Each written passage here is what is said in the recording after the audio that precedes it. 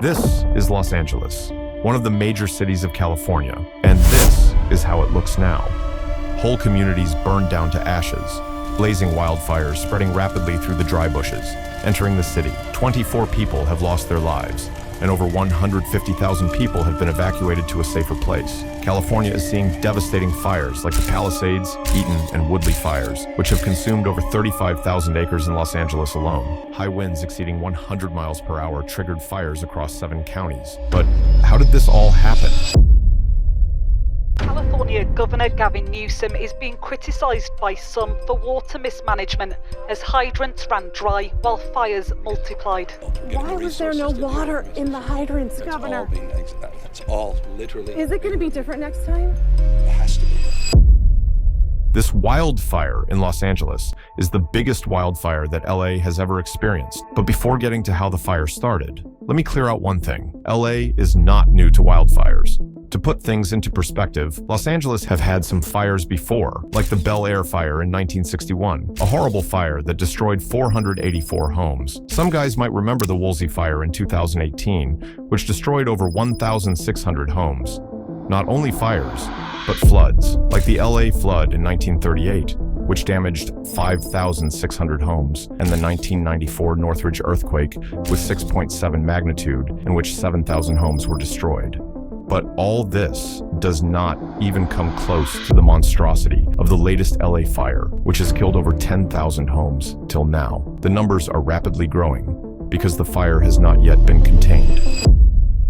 California's recent wildfires were caused by a mix of natural, geographical, and human factors. In 2022 and 2023, heavy rains led to a lot of plant growth. But when a severe drought hit, that vegetation dried up and became highly flammable, creating perfect conditions for wildfires. On top of that, downtown Los Angeles went through one of its driest periods with only 1.6 inches of rain since October. This extreme dryness, combined with the strong and dry Santa Ana winds, made it very easy for fires to ignite and spread quickly. Another big problem was the failure to clear out dead plants. Normally, dry vegetation is removed every year to stop it from becoming fuel for fires, but budget cuts in the Los Angeles Fire Department meant these operations were reduced. Did the city of Los Angeles fail you and your department and our city?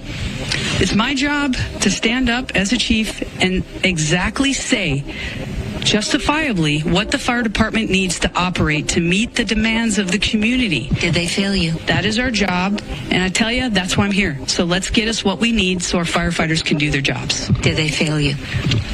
Yes. Wait a minute. Why did she say, did they fail you? For context, she is referring to the budget cut to the fire department. City records show that Mayor Karen Bass proposed in April to cut the Los Angeles Fire Department's budget by $23 million as the city experienced lower tax revenues and higher costs. The city council in May modified and approved the budget, cutting the department's budget by $17.6 million. Bass signed the city budget in June, giving the fire department about $819.6 million, a 2% decrease from its 2023 to 2024 budget. Was your budget for the fiscal year 2024-2025 cut? I can tell you, I'm going to even go back further than that. Again, since day one, we've identified huge gaps in regard to our service delivery and our ability from our firefighters, boots on the ground, to do their jobs. Since day one, this is my third budget as we're going into 25-26. What I can tell you is we are still understaffed, we're still under-resourced, and we're still underfunded. So with that, whether it's 7 million, 10 million. But was the budget cut? Yes, it was cut, and it did impact our ability to provide service. Because of this, the dead plants were left untouched, giving the fires plenty of fuel to grow out of control. When the fires started, the powerful Santa Ana winds made things worse. These winds are known for being dry and strong, and they spread the flames even faster. Embers were carried over long distances, sparking new fires and making it impossible for fire teams to keep up. Another part here is, why were we not able to stop the fire from spreading by using fire vehicles? The thing is, because of the $17 million cut to the Los Angeles Fire Department affected essential resources, including fire hydrant testing. During the fires, many hydrants failed to provide water, leaving firefighters unable to protect homes. A group of neighbors in Altadena trying to put out flames on a neighbor's home with buckets of water. They were able to flag down a passing engine, but before firefighters could help, they actually had to leave to fill up their tanks with more water because the hydrants were not working. And this failure wasn't limited to hydrants, because the fire hydrants, which were maintained, also didn't work because they were out of water. That's the governor. That's the governor. Governor, I live here, governor.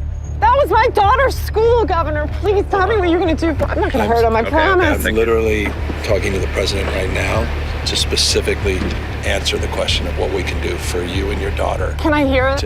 Can I hear your call? Because I don't believe it. California Governor Gavin Newsom is being criticised by some for water mismanagement as hydrants ran dry while fires multiplied. So I have to get cell service. So let's get it. Let's get it. I want to be here when you call the president. I appreciate it. I'm doing that right now. And it's to immediately get reimbursements, individual assistance, and to help you. I'm devastated for you. I'm so sorry, especially for your daughter. I have 4 kids losing the school. Everyone who went to school there, they lost their homes. They lost 2 homes because they were living in one and building another. Governor, please tell me, what are you going to do with the president right now? We're getting the resources to help rebuild. Why was there no water in the hydrants, Governor? It's all literally. Is it going to be different next time? It has to be.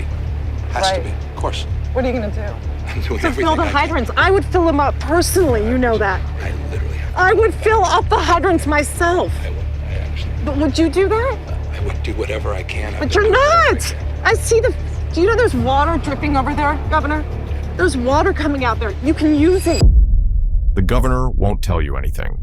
So let me explain. The reason why the hydrants are running dry is that Los Angeles was already facing dry seasons. And in addition to this, a large reservoir in Pacific Palisades that is part of the Los Angeles water supply system was out of commission when a ferocious wildfire destroyed thousands of homes and other structures nearby. Officials said that the Santa Ynez Reservoir had been closed since about February for repairs to its cover, leaving a 117 million gallon water storage complex empty in the heart of the Palisades for nearly a year. The Times reported early Wednesday that numerous fire hydrants in higher elevation streets of the Palisades went dry, leaving crews struggling with low water pressure as they combated the flames. So the Santa Ynez Reservoir, which holds 117 million gallons of water, is currently closed because of repairs to its cover, and it could not be used during the Palisades fire. Although it is located in the middle of the Palisades in the Palisades Highlands, and some believe it would have really helped. Governor Newsom has ordered a probe as to why that reservoir was offline. We do know, though, from reporting here locally that one reservoir that serves the Palisades was not full. And that's exactly what triggered my desire to get the investigation, to understand what was happening with that local reservoir. That was not a state system reservoir, which the president-elect was referring to as it relates to the Delta and somehow connecting the Delta smelt to this fire, which is inexcusable.